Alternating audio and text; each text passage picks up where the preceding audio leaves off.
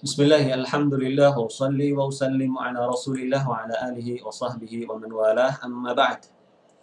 Di video kali ini kita akan uh, masuk ke pembahasan baru, tema baru, yaitu najis-najis yang disebutkan di dalam dalil. Setelah sebelumnya kita membahas tentang jenis-jenis air, dan ini berkaitan dengan alat apa yang digunakan untuk kita bersuci. Adapun sekarang kita akan membahas titik beratnya adalah kepada apa saja hal-hal, bentuk-bentuk yang dikatakan najis. Makanya kita akan bawakan tema di sini, najis-najis yang disebutkan di dalam dalil. Nah, apa saja najis-najis tersebut? Yang pertama, yaitu kotoran manusia dan air kencingnya. Nah, ini ma'ruf, kita ketahui kotoran manusia dan air kencingnya. Apa yang menunjukkan atau apa dalil yang menunjukkan bahwasanya kotoran manusia itu adalah statusnya najis? Di antaranya adalah salah satu sabda Rasulullah Sallallahu Alaihi Wasallam di mana beliau mengatakan, "Idza wati'a ahadukum bina'lihi al-adha, fa inna at-turaba lahu tahur." Apabila salah seorang di antara kalian menginjak kotoran dengan sandalnya, maka tanah dapat menjadi penyuci baginya. Nah, kita ambil ya hukum dari hadis ini. Ketika seseorang mengenakan sandal kemudian dia menginjak kotoran, ya, kotoran ini maksudnya adalah kotoran manusia ataupun kotoran hewan yang najis, ya. Nah, ketika Rasulullah Shallallahu Alaihi Wasallam mengatakan maka tanah dapat menjadi penyuci baginya, berarti status tanah itu adalah suci mensucikan, kemudian sesuatu yang disucikan oleh tanah itu adalah najis karena diperintahkan untuk dibersihkan atau disucikan dengan tanah. Ini satu, menunjukkan kotoran manusia itu adalah kotoran yang najis. Yang kedua, dari hadis ini pun kita bisa mengambil faidah, di antaranya adalah bahwasanya agama Islam itu agama yang mudah, agama yang relevan, dimanapun dan kapanpun. Agama yang sangat mudah. Tidak ada kesulitan di dalamnya. Dari mana kita ambil hal ini? Kita ambil hal ini dari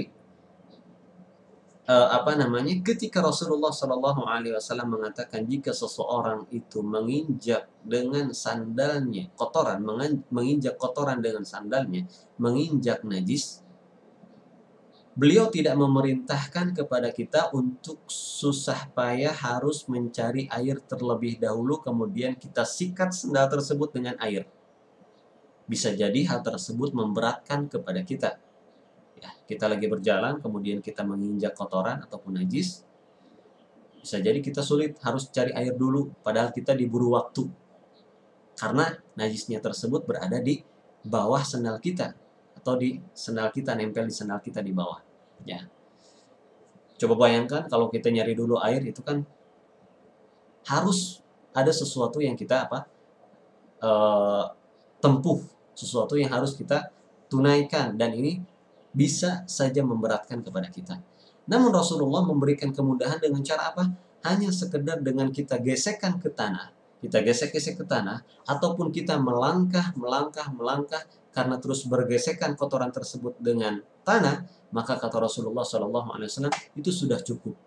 Tanah tersebut sudah mencukupi untuk bisa mensucikan najis yang menempel pada sandal kita. Ini menunjukkan agama kita ini adalah agama yang mudah. Ya. Ini yang pertama, kotoran manusia statusnya adalah najis. Ya. Dan tanah ini adalah alternatif air. Telah kita sebutkan kemarin, suci dan mensucikan, dan sekarang tanah bisa pula kita gunakan untuk mensucikan. Nah, untuk yang kedua, air kencing. Ya.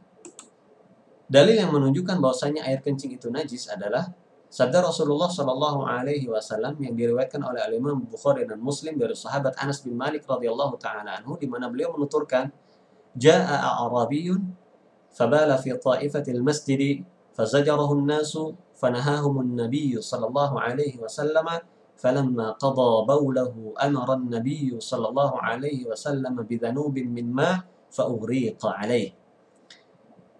Anas bin Malik berkata, seorang Arab Badui datang lalu kencing di salah satu sudut masjid. Maka orang-orang pun ingin mengusirnya. Tetapi Nabi Shallallahu Alaihi Wasallam melarang mereka. Setelah orang itu selesai dari kencingnya, Nabi Shallallahu Alaihi Wasallam meminta setimba air, ya, ember penuh dengan air, lalu menyiram pada bekasnya. Muttafaqun alaih. Nah, di sini ada seorang Badui datang ke Masjid Rasulullah Shallallahu Alaihi Wasallam. Kemudian yang namanya juga Arab Badui, ya, orang yang tinggal di pedalaman sana, kemudian datang ke kota, kemudian masuk ke masjid, dia nggak tahu itu adalah tempat yang suci. Masuk masjid, kemudian tiba-tiba kencing di salah satu, buang air kecil di salah satu sudut masjid. Otomatis respon ketika itu para sahabat ridwanullah ta'ala alaihim ajma'in marah, mereka marah. Mereka semuanya marah. Kenapa? Loh, ini tempat suci. Kenapa dia kencing di sini? Hampir-hampir mereka ingin mengusir seorang Badui tadi. Ya. Tapi Rasulullah Shallallahu Alaihi Wasallam menahan. Tunggu dulu. Tunggu sampai orang tersebut selesai buang air kecilnya. Baru setelahnya, setelah orang tersebut selesai kencingnya, Rasul memerintahkan, ya, untuk dibawakan ember penuh dengan air, kemudian baru memerintahkan salah seorang di antara para sahabat untuk menyiramnya. Menyiram bekas air kencing Arab Badui tadi. Nah, ini pun menarik untuk kita semua, ya, tentunya saudara-saudariku semuanya. Ketika kita ingin mengingkari satu kemungkaran, termasuk diantaranya kan kencing di masjid itu kemungkaran. Besar kemungkaran, ya. Kotoran di sana. Ya.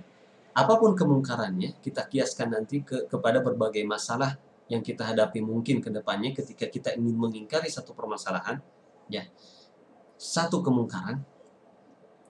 Jadi, yang harus kita perhatikan adalah timing yang pas, momen yang pas. Kita perhatikan juga madarat atau tidaknya, manfaat dan madaratnya. Mana yang lebih besar, manfaat ataukah madarat yang akan ditimbulkan setelah kita mengingkari kemungkaran tersebut. Di sini Rasulullah Shallallahu Alaihi Wasallam, ya, mengingkari dengan hati, tetapi untuk mengungkapkan, merubah, ya, tidak semerta-merta harus langsung di saat itu juga. Beliau menangguhkan pengingkaran kemungkaran tersebut disebabkan apa? Disebabkan bisa jadi kemadaratan yang timbul di saat itu lebih besar ketimbang manfaat yang diraih. Nah, contohnya adalah Arab Badui tersebut ketika dia kencing, ya, di salah satu pojokan masjid, di salah satu sudut masjid, kalau seandainya diingkari di saat itu juga, ingin dirubah di saat itu juga, bisa jadi dua hal yang dua hal dampak yang akan terjadi setelah kemungkaran itu diingkari saat itu. Yang pertama, bisa jadi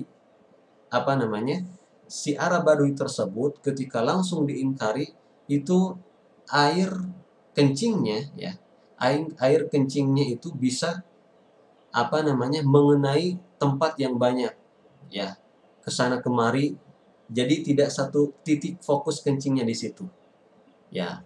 Kalau kita kagetin gitu kan, woi, bisa jadi kan dia belepotan itunya air kencingnya. Itu yang pertama. Sehingga menyulitkan untuk membersihkannya karena banyak tempat yang harus dibersihkan. Beda kalau satu tempat saja, gampang untuk dibersihkan. Yang kedua, ini pun bisa memadaratkan kepada orang tersebut. Ya, orang lagi pipis, orang lagi buang air kecil, kemudian tiba-tiba kita cegah, dan itu dia akan merasa kesakitan, dan ini akan menimbulkan penyakit, ya, dalam diri orang tersebut. Jadi sekali lagi, ketika kita mengingkari kemungkaran, tidak semerta-merta harus berubah di saat itu juga.